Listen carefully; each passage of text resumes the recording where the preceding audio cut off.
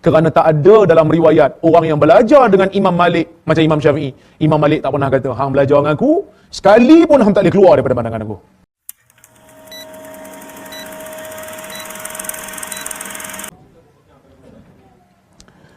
Tuan-tuan, saya selalu sangat dengar perkataan tu. Kita kat Malaysia ni bermazhab Syafi'i.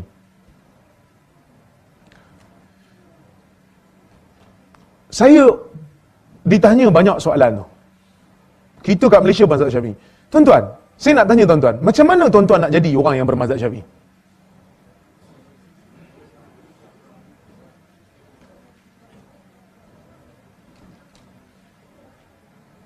Adakah dengan isi borang bayar yuran? Ataupun Goris dah menang kata dai, lahir-lahir Goris. Oh, Syafi'i. Sana. Ataupun automatik, default.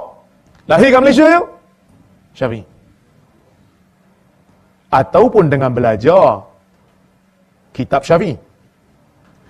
Dah semestinya dengan belajar kitab Syafi'i.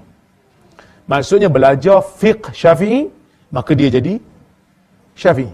Kalau dia memilih untuk ikut kitab Syafi'i itu. Sebab kalau kita nak kata setakat belajar tak jadi lagi. Imam Syafi'i belajar dengan Imam Malik, dia tak jadi Maliki. Dia belajar tapi dia tak pilih untuk jadi. Dia tak pilih untuk ikut. Maka kita jadi Syafi'i bila mana kita belajar dan kita pilih untuk ikut. Macam mana kita nak tahu orang lain dia belajar di masjid, tapi dalam masa yang sama dia ada ustaz dia sendiri yang Hambali dan dia memilih untuk jadi Hambali. Salah tak untuk diamalkan Hambali di Malaysia? Tak salah kan? Maka tak salah. Baik. Dan kalau orang tu tak belajar langsung kitab Syafi'i, tak belajar langsung Hambali, dia tahu ada masalah, dia tanya ustaz. Dia tak tanya pun, ustaz, minta maaf, ustaz ni mazhab apa? Saya Hanafi. Hanafi, goodbye, saya nak tanya orang lain. Dia tak tanya. Dia nampak orang tu mengajar kat masjid, dia datang, ustaz, saya nak tanya satu soalan. Macam Haji tanyalah kan? Haji tak tanya saya mazhab apa kan? Terus dia tanya je. Saya bagi jawapan. Dia rasa macam tak puas hati dengan jawapan ustaz ni. So dia pergi tanya ustaz lain.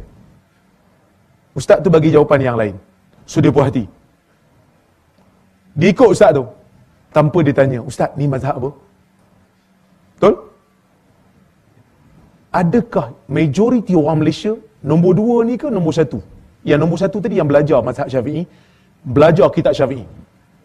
Majoriti orang Malaysia ni yang mana? Nombor 2. Hak nombor 2. Yang tu dia tak ada mazhab. Dia tak ada mazhab. Demikian yang disebut oleh Syekh Muhammad Abu Zahrah. Demikian yang disebut oleh Syekh Wahbah Az-Zuhaili. Dia kata al-awam la madhhaba lahu walau tamadhhaba bihi. Orang awam ni tak ada mazhab walaupun dia perasan dia ada mazhab. Ibn Qayyim kata apa? Ibn Qayyim kata mana orang awam boleh kata dia bermazhab dengan nahwu sekian-sekian. Dia mana boleh kata saya bermazhab nahwu, mazhab Basrah. Dia orang awam, tak mengaji apa, tanya orang, lepas tu tak tanya dalil apa semua. Bahkan ada ustaz, orang tanya dalil kat dia, dia marah orang tu. So kata orang awam nak tahu dalil, ustaz pun marah orang tanya dalil. Mana orang awam nak tanya? Maka dia mengikut mazhab mufti dia. Mufti ni bukan semesti mufti negeri. Mufti di zaman Nabi ialah mufti orang yang memberi panduan. Tu mufti. Al-muwaqqi' anillah, orang yang memberi hukum daripada Allah. Maka itulah mufti. So kalau ikut zaman sahabat, Ibnu Umar, Aisyah ni semua mufti. Sebab orang tanya dia hukum. Saya, orang yang mengaji dengan saya, kira saya lah mufti dia. Tuan-tuan ada ustaz tuan-tuan, perempuan ada ustaz perempuan. Itulah muftinya. So itulah mazhab tuan-tuan. Kalau tuan-tuan pergi mengaji dengan ustaz yang balik daripada Madinah, Hambali lah tuan-tuan. Kalau mengaji dengan ustaz yang balik daripada Pakistan, Hanafi lah tuan-tuan. Kalau balik daripada Jordan, mungkin Syafi'i, mungkin Hambali. Sebab Syafi'i, Jordan ni dia campur sikit. Kan? Kalau Mesir pun samalah.